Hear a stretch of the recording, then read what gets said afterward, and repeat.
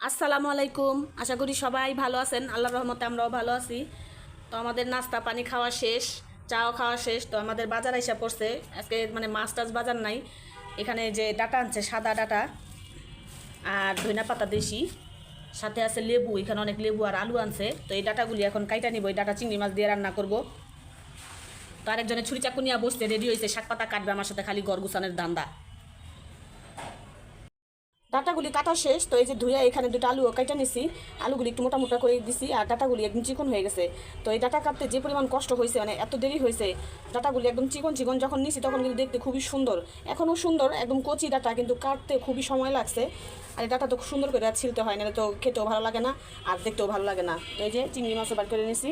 তো এখন তরকারিটা বসাই দিব। তেল গরম হয়ে গেছে, দুটো তেজপাতা দিয়ে দিলাম।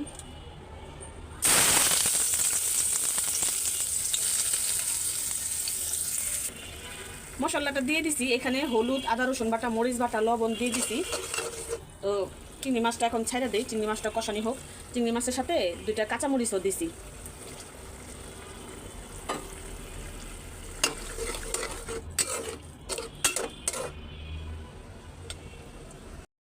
চিংড়ি মাছ ভালো করে কষানো শেষ হয়ে গেছে। এই যে তেলের উপরে উঠে গেছে। তা এখন ডাটাগুলি আর আলুটা দিয়ে দিব। এটারও একটু ভালো করে কষাবো। এক আটি ডাটা আনছি, অল্প একটু হয়ে যাবে। এই এক আটি ডাটা করতে করতেই তো বছর পার করে দিছি। আবার আরেক আটি আনলে তো মনে হইতেছে যে আজকের দিনটা পুরাই চলে যেত এই ডাটা করতেই। তো এটারও একটু কষাই নেই। তো এই যে ডাটার তরকারিটা একদম সুন্দর করে কষে আসছে। এখন পানি দিয়ে দিব। কালারটা কি সুন্দর আসছে মাশাল্লাহ। আর একদম গলে অল্প একটু হয়ে গেছে ডাটা। তো তরকারিওয়ালা তো ভালোই বলছিল যে অল্প একটু হয়ে যাবে, দুই আটি নিয়ে যান। দুই আটি নিলেও হবে না, একদম কচি ডাটা তো সিদ্ধ হয়েছে সুন্দর, এর জন্য অল্প হয়ে গেছে। তো অল্পই ভালো, অল্প জিনিসের স্বাদ থাকে বেশি, ভালো লাগে খেতে, মজা লাগে। এর জন্য অল্প অল্পই রান্না করি সব সময়। এখন ধইনা পাতা দিয়ে দিব একটা বলক আসলে। তরকারিটা হয়ে আসছে। তো ধইনা পাতা দিয়ে এখন নামায় ফেলবো।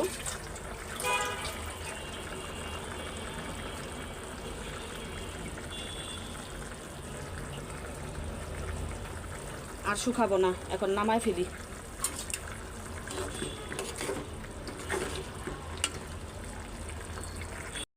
তরকারিটা হয়ে গেছে, তরকারি নামাই নিছি। এখন এই যে করলা ভাজি করব। যে করলাটা সুন্দর করে কাইটা তারপরে আমি চটকায় নিছি, লবণ দিয়ে চটকায় সুন্দর করে ধুয়ে চিপড়ায় নিছি। আর এখানে অনেকগুলো পেঁয়াজ কাঁচামরিচ কাইটা নিছি। তো এই যে তেলও গরম হয়ে আসছে, দিয়ে দিই।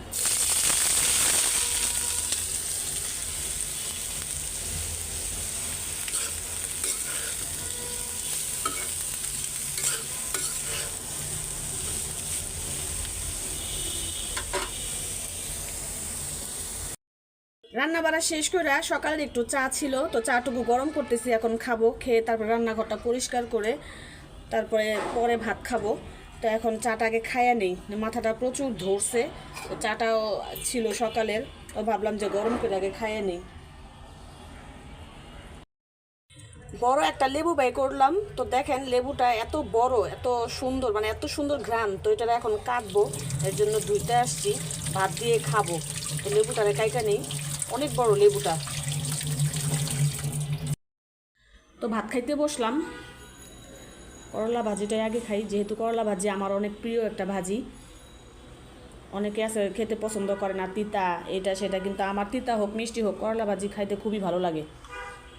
আর এই যে বড় লেবুটা এখানে কাইটা নিছি, কাটছি পরে এত সুন্দর ফ্লেভার বের হয়েছে, করলা ভাজি দিয়ে খাইতে তো আরও ভালো লাগবে।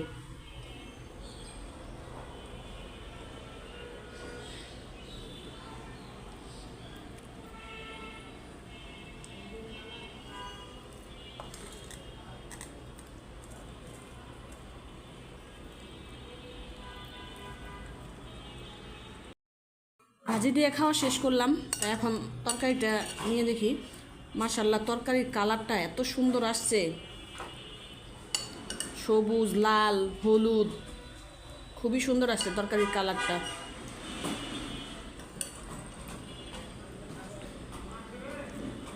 এইসব তরকারির মধ্যে আলুটা আমার খুবই পছন্দ, মানে আলু তো পছন্দ সব তরকারিতে, কিন্তু এরকম সবজির তরকারির মধ্যে আলুটা একটু বেশি ভালো লাগে।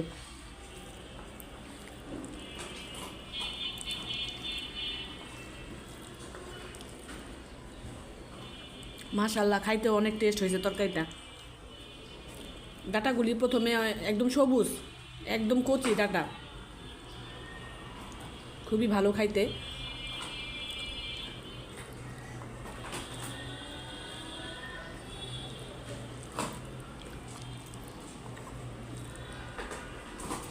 তো খাওয়াটা শেষ করি, আজকের ভিডিওটা আর বেশি বড় করব না। সবাই ভালো থাকবেন, সুস্থ থাকবেন। আল্লাহ হাফেজ।